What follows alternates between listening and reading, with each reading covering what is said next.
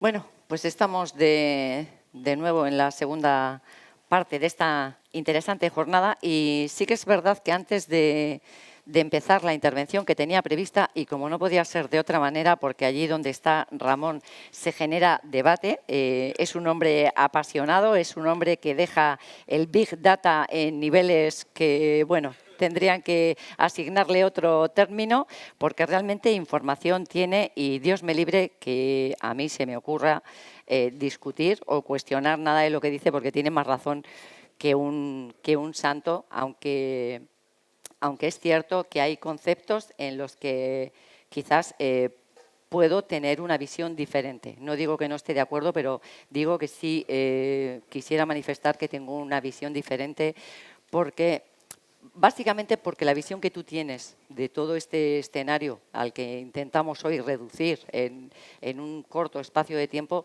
es una visión global, ¿no? Es una visión que incluso intentando hacer una reducción extrema te quedarías en lo que es la gestión en el ámbito europeo. Y desde esa visión es en la que tú te basas para hacer afirmaciones y con lo que yo no estoy conforme del todo es con el concepto de los planes.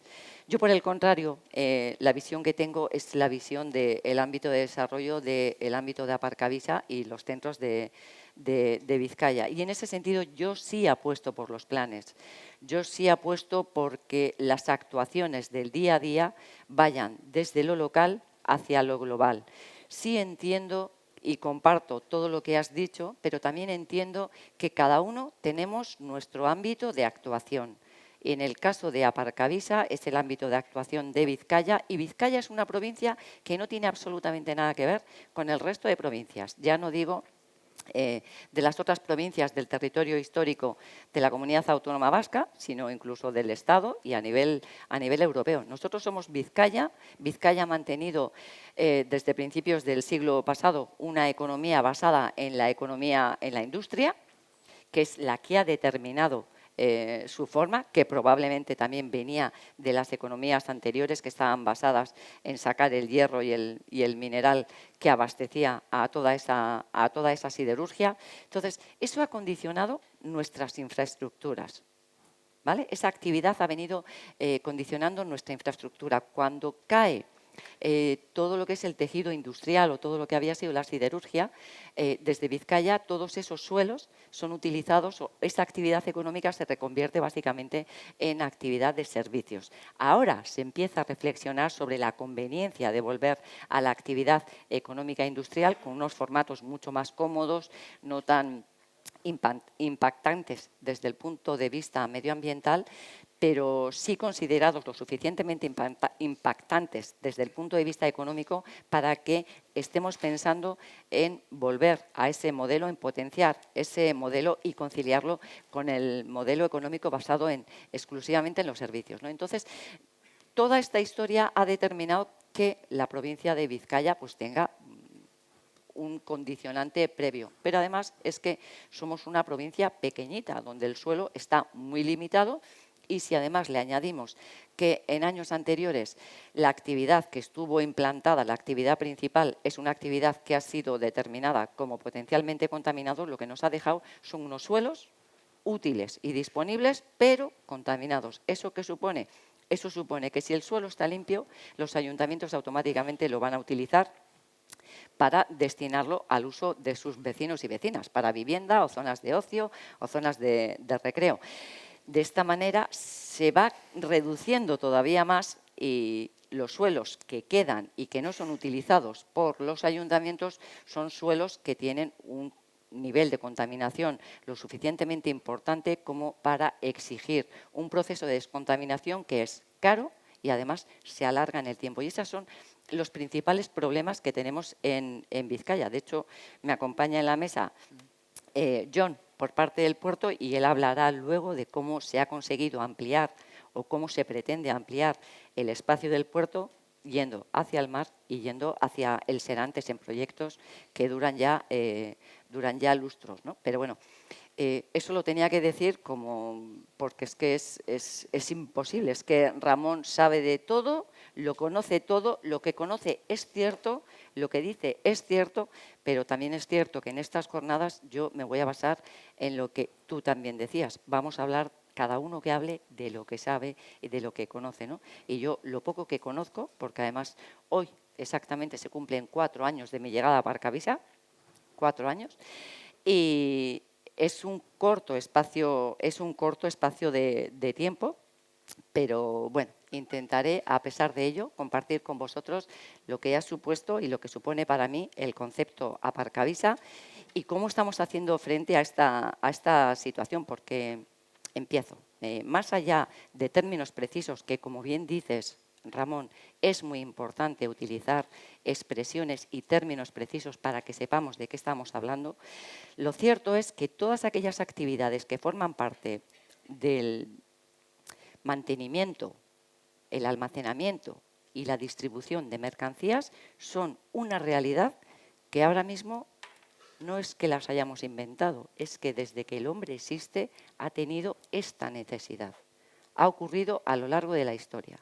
Supongo que en vuestras asignaturas, en vuestros centros de estudio, si estudiáis historia de la logística, pues bueno, os podrán contar cuáles han sido las diferentes etapas, porque creo que incluso se ha documentado por momentos históricos en qué consistían las diferentes cadenas logísticas y los centros de transporte. Pero lo cierto es que todos esos procesos, todos esos elementos que forman parte desde la recogida, el mantenimiento, el almacenaje y la distribución han sido un elemento esencial y fundamental a lo largo de la historia. A nadie se nos ocurre imaginar qué pasaría, y lo más cerca que hemos estado de ello ha sido el momento de la adopción de las medidas COVID, qué ocurriría si esta cadena, por algún caso, falla o se retrasa. No me quiero ni imaginar.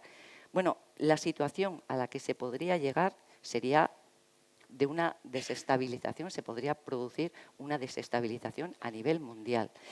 Esto es lo que hace que todos los elementos que forman parte de la cadena logística y de los centros de transporte, por la parte que nos corresponde, es un elemento, es un todo que por una parte está condicionado por todas y cada una de las variables que podamos imaginar, demográficas, económicas, sociológicas, tecnológicas, sanitarias. Todas esas variables pueden tener influencia en la cadena, pero es que a su vez, si la cadena falla, también va a tener incidencia en todas y cada una de esas variables. La alteración que se produciría si la cadena falla en garantizar el suministro de los bienes que sea, pero garantizar el suministro, podría ocurrir que nos enfrentásemos a situaciones en las que la población entraría en situación de pánico. Podríamos enfrentarnos a situaciones de caos económico. Caos económico y pánico en la situación desestabilizan gobiernos. Cuando se desestabilizan gobiernos hay otros que aprovechan la situación. Por lo tanto, estamos hablando de un ámbito de geoestrategia mundial, pero el experto en eso es Ramón. Yo me voy a quedar en lo que viene siendo Aparcavisa. Y en Aparcavisa lo que hemos hecho en los últimos años ha sido estar un poco pendiente de qué es lo que pasaba, qué es lo que ha ocurrido. Pues a nuestra manera de ver, lo que ha ocurrido es que ha habido dos situaciones que han marcado una diferencia con respecto a procesos de cambio a los que el transporte y la logística ha hecho frente a lo largo de la historia. Esos procesos han sido básicamente las medidas que se adoptaron con motivo del COVID, de la epidemia sanitaria a nivel mundial. Esas medidas lo que han hecho ha sido agilizar una serie de procesos que hubieran tenido lugar en un periodo de 10 o 15 años, lo aceleraron porque nos encerraron a todos en casa y a partir de ahí aprendimos a, entre otras cosas, a hacernos con los bienes y con las mercancías que necesitábamos, pero desde casa. Lo que ha hecho ha sido potenciar un mercado electrónico que hubiese tenido su desarrollo en un plazo determinado, se ha acelerado. Eso ha condicionado nuestra manera de acceder al comercio y eso ha condicionado la cadena logística que formaba parte de todo ese proceso. Por eso nos hemos visto de repente en la necesidad de asumir cómo gestionamos la última milla. Por ejemplo, ¿Cómo hacemos frente a todas esas nuevas herramientas que dicen que van a facilitar la tarea de distribución de las mercancías? Ha habido una serie de elementos alrededor y como consecuencia de las medidas COVID que han condicionado nuestra manera de entender los centros de transporte y la logística. Y por otra parte, ha habido otro hecho que para mí es importante, que ha sido la superación del concepto cambio climático. Hemos dejado de hablar del cambio climático para empezar a utilizar otro término, que es la emergencia climática. Es decir, estamos en una situación en la que, más allá de adoptar medidas con el fin de cuidar, estamos ya en la necesidad absoluta de cambiar nuestro modo de vida en su ámbito más extensivo, pero en el ámbito de la logística y el transporte más todavía, porque las consecuencias las estamos viendo. Aquello que veíamos por la tele que pasaba en terceros países, quizás en países que no tenían infraestructuras desarrolladas, en países con una situación de extrema pobreza, y veíamos cómo caían los barrancos y se llevaban las casas. Pues eso lo acabamos de ver hace unos días aquí, en el territorio nacional, en España. Y eso ya veníamos avanzando, porque se nos ha olvidado, pero ya se venía avanzando situaciones de dana que arrastraban pueblos enteros, no con las consecuencias que ha tenido esta última, pero sí se observaba ya que había que dejar de utilizar un término que sugería adoptar medidas a un término mucho más impactante, que lo que hace ya es obligarnos a sí o sí trabajar de otra manera. Y ese es en el escenario en el que todos estamos. ¿Qué tenemos que hacer? Bueno, pues tenemos que poner en marcha infraestructuras lo suficientemente flexibles para adaptarse a los cambios que se están produciendo y lo suficientemente fuertes para resistir cualquier cambio que venga. ¿Eso qué supone? Eso ha supuesto un revulsivo importante. Como decía Ramón, todos, básicamente el mayor porcentaje de población, la gente joven, pero también es verdad que los que no somos tan jóvenes también lo practicamos un comercio diferente al que se venía practicando. Y además exigimos inmediatez. Ya no es solo que se potencie el comercio electrónico, que además de ir a comprar físicamente a un sitio, compres a través de Internet, en cualquier plataforma. No, es que además quiero que me lo traigan ya, que ese es un elemento que es importante a la hora de determinar cómo tiene que funcionar la cadena logística. No es que se haya incrementado el comercio y necesitamos más almacenes para almacenar el producto antes de distribuirlo. No, es que casi no necesitamos almacenes para almacenar el producto, porque de lo que se trata es de que la entrega sea inmediata y además esta entrega se haga con un servicio de devolución, que como bien decías, pedimos 2 tallas, 3 colores o 5 paquetes que al final los devolvemos todos o nos quedamos con uno. Y eso ha determinado la manera de entender nuestra cadena logística. Y vemos con asombro que hay personas que en bicicleta reparten productos.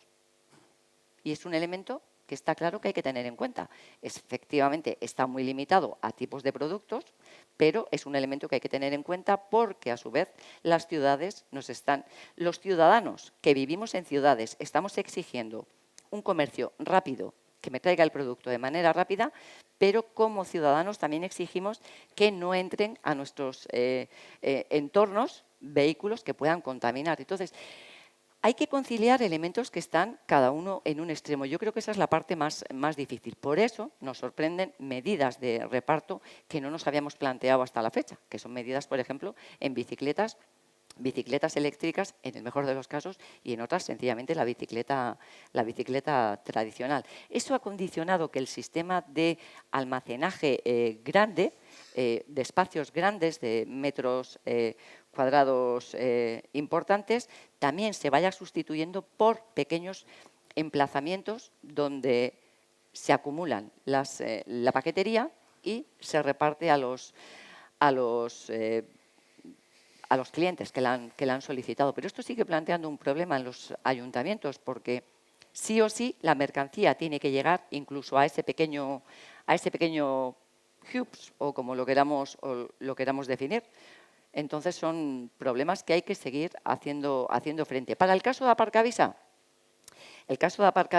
teniendo como tiene una ubicación estratégica en este punto, porque la ubicación estratégica que nos sirvió en el futuro, estando de manera paralela a la A8, ahora mismo nos sirve como ubicación estratégica, siendo un punto de almacenamiento de mercancía con reparto a la zona de lo que sería la zona de la margen izquierda y Ezkerraldea, Meatzaldea, céntrico, donde los desplazamientos se realizarían en un corto espacio de tiempo, con lo que eso supone una oportunidad.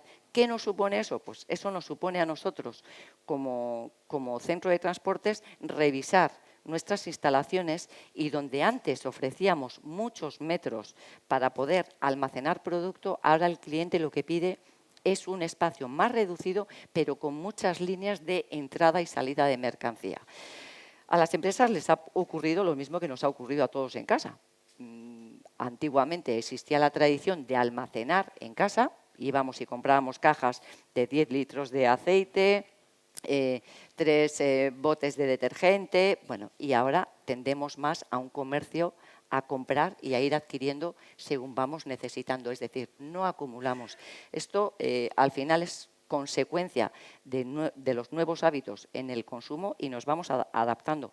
La parte positiva de Aparcavisa, insisto, es que podemos adaptarnos a esa exigencia nueva de crear pequeños zonas de almacenaje donde el producto está almacenado durante un escaso tiempo para ser repartido o al revés, utilizarse para la devolución del producto.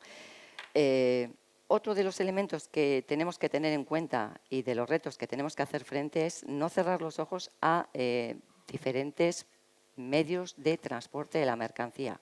Coincido, Ramón, que el dron es una herramienta que ahora mismo presenta muchas dificultades, pero a la vista de los hechos y a la vista de cómo avanza la tecnología y cómo se van desarrollando las exigencias legales, yo no descarto.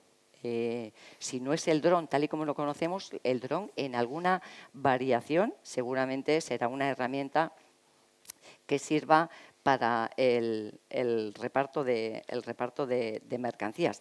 De hecho, el dron como elemento de robotización, quizás para la distribución no esté tan avanzada, pero sí que es cierto que para todos aquellos procesos de mecanización del trabajo de almacenaje, lo que es la robótica ofrece hoy en día una serie de elementos que permiten que la tarea dentro de un almacén de recepción de la mercancía y distribución de la mercancía esté mecanizada. Y esa mecanización viene de otro reto, que es la recogida del dato, que es lo que se ha hecho siempre. Lo que se ha hecho siempre ha sido observar y en función de la observación intentar tomar las mejores decisiones. Lo que hacemos ahora es aplicar a esa técnica, aplicarle la tecnología y darle un nombre que se llama inteligencia artificial, que lo que hace es permitir que ese proceso que el ser humano tarda un tiempo en realizar, pues lo lleva al extremo y te permite que la recogida de datos y el conocimiento te da una información suficiente para que puedas acometer las mejores decisiones.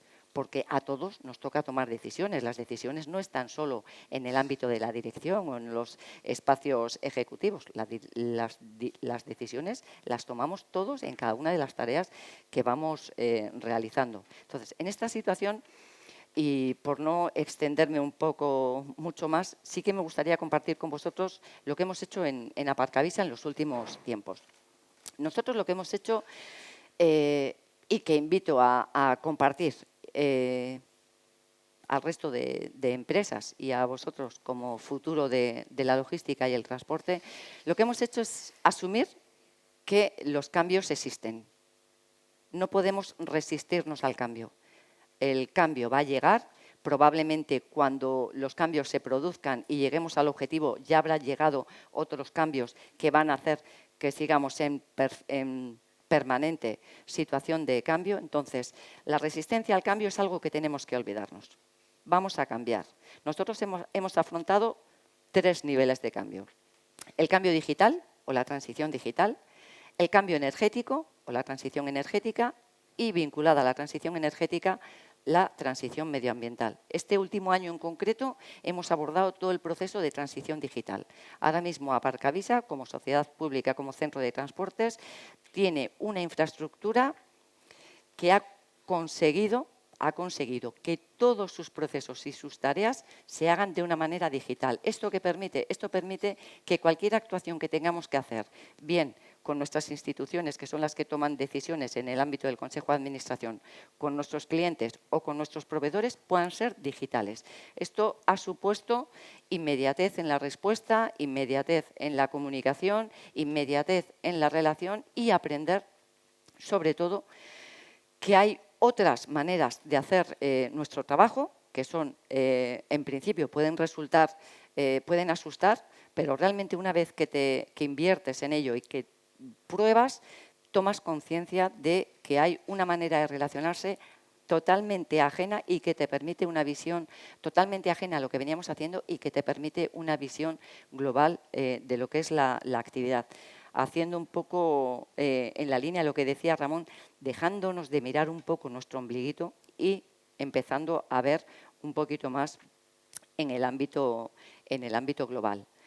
La transición energética, sin duda alguna, alineados con el proceso de descarbonización, Aparcavisa como centro de transportes, como sociedad pública que somos, nosotros hemos abordado todo un proceso para implantar que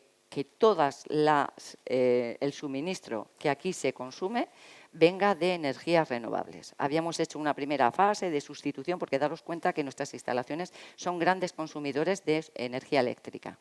Habíamos hecho una fase previa de sustitución de todas nuestras luminarias por un sistema de LED, lo que supuso un gran ahorro económico y, por otra parte, un gran avance en sostenibilidad energética. Y lo que hemos hecho ahora ha sido acometerlo desde pues una proyección mayor. Y en este sentido, la instalación de placas fotovoltaicas, la descarbonización y la dependencia de nuestros sistemas de gasoil han sido dos herramientas importantes, más aún cuando tenemos en marcha proyectos que van a pues tener como resultado un gran consumo de energía eléctrica. Y en este marco de hacer la transición energética, también hemos iniciado nuestra transición medioambiental. Más allá de estar certificados en procesos de calidad, lo que hemos abordado es intentar certificarnos en procesos medioambientales. Pero no solo pretendemos tener una certificación que diga que desde el punto de vista medioambiental hacemos o cumplimos. No. Lo que queremos hacer es conocer, aprender, saber qué tipo de instalaciones tenemos, hacia dónde tenemos que ir, cuáles son los modelos que cumplirían ese paradigma de lo que decía al principio, que es ser lo suficientemente fuertes como para ser resistentes a cualquier incidencia, pero ser lo suficientemente flexibles para adaptarnos a los cambios que se puedan ir produciendo. Y en ese sentido estamos abordando todo un proceso que consiste en que todas nuestras instalaciones, sean térmicas, eléctricas, de agua, todas las instalaciones que forman parte de nuestra instalación, tengan un sistema monitorizado que nos permita adelantarnos y abordar procedimientos ya no de mantenimiento preventivo. Ese concepto le empezamos a superar. Queremos hablar de mantenimiento predictivo, es decir, tener unas instalaciones que estén monitorizadas y digitalizadas de manera que nos permitan adelantarnos a los problemas y de manera que nos permitan tener un conocimiento en el momento de cuáles son los daños que se pueden producir. Y aquí me quiero parar porque creo que esto está directamente vinculado con vosotros. En la medida que los centros de transporte y los diferentes elementos de la logística nos vamos adaptando a todas estas medidas, os va condicionando a vosotros, porque nosotros nos vamos a alimentar de un perfil profesional que sois vosotros. Y ahí es donde estamos empezando a ver cuando por ejemplo, superábamos el concepto de mantenimiento preventivo por el de mantenimiento predictivo, es que puede ser que no tenga nada que ver una formación para un mantenimiento preventivo que una formación para el mantenimiento predictivo. ¿Qué tenéis vosotros que estáis en etapa de formación ahora mismo? ¿Qué tenéis de positivo? Que habéis nacido ya con las nuevas tecnologías desarrolladas. Es decir, que la capacidad, vuestra capacidad para aprender el desenvolvimiento en el uso de las tecnologías aplicadas a la formación es mucho más natural y va a ser mucho más fácil que los que venimos y yo me confieso analfabeta digital plena. Yo estoy en el primer curso y alguna me quedará para septiembre, pero creo, sí me gustaría transmitiros que más allá del esfuerzo que nosotros hacemos, que sepáis que ese esfuerzo que estamos haciendo tiene un impacto directo sobre vuestra formación y sobre las tareas que vais a desarrollar en el futuro. Y habiendo abordado la transición digital, habiendo abordado la transición energética y la transición medioambiental, nosotros no podíamos quedarnos fuera de dar respuesta a otra gran urgencia, que es el de abastecer a los servicios que se dedican al transporte, a los vehículos pesados que se dedican al transporte de mercancías y a los vehículos que se dedican al transporte de viajeros, de dar la oportunidad de ser un centro donde se pueda abastecer a estos vehículos a través de suministros que sean alternativos a los combustibles fósiles. Aparcavisa tiene en sus instalaciones una gasolinera donde se ofrece el suministro de gasolina y de gasoil, pero también tiene en sus instalaciones una estación de gas natural licuado donde vienen a abastecerse sorprendentemente una gran cantidad de vehículos pesados que tienen que ver sobre todo con vehículos que prestan sus servicios en el ámbito público, como puede ser el servicio de correos o el servicio de limpieza viaria, en concreto del Ayuntamiento de Baracaldo, es el que más acude. Amazon también en el ámbito privado dispone de ese tipo de vehículos, pero entendíamos que teníamos que ser un punto suministrador de un tipo de suministro que venga de las energías renovables y que suponga una alternativa a la dependencia de los suministros de carácter que vienen derivados del petróleo.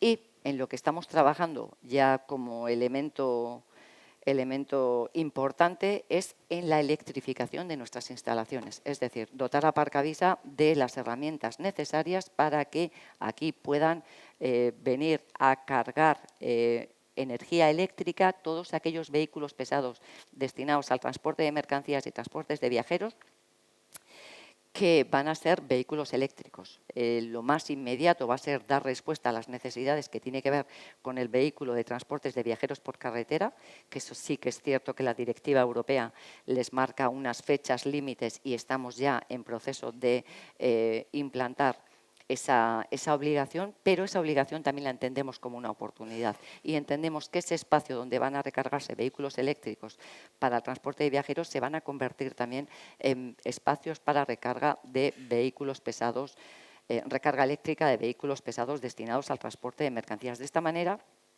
pues yo creo que nos convertiríamos en el primer centro de transportes que permite abastecerse de todo tipo de suministro. Hemos experimentado también la recarga de vehículos pesados a través del hidrógeno, pero sí que es verdad que es una tecnología que tiene que desarrollarse más, pero lo tuvimos a modo experimental aquí y la verdad es que también dio buen resultado. Esperamos que en el futuro, con toda la apuesta que está haciendo por el corredor del hidrógeno por parte de Diputación y de Gobierno vasco, pues también podamos ofrecer ese suministro porque entendemos que para poder cumplir todas esas medidas que se imponen desde el ámbito europeo, que es algo que tenemos que aprender porque todos formamos parte de la Unión Europea y las medidas ya no son diferentes para los diferentes países, sino que son medidas únicas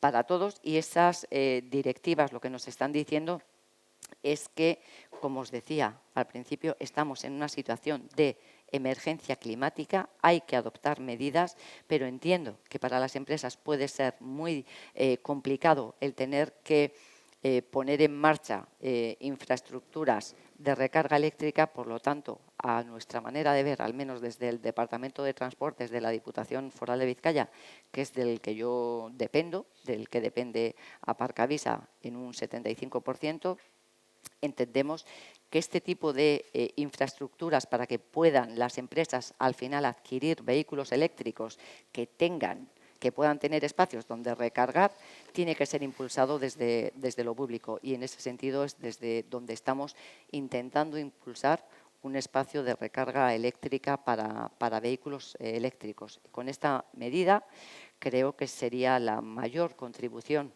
desde Aparcavisa a ese intentar frenar las consecuencias del cambio climático, intentar hacer frente a lo que es ya una realidad, que es la emergencia climática. Y sin más, le dejo al Puerto que nos cuente.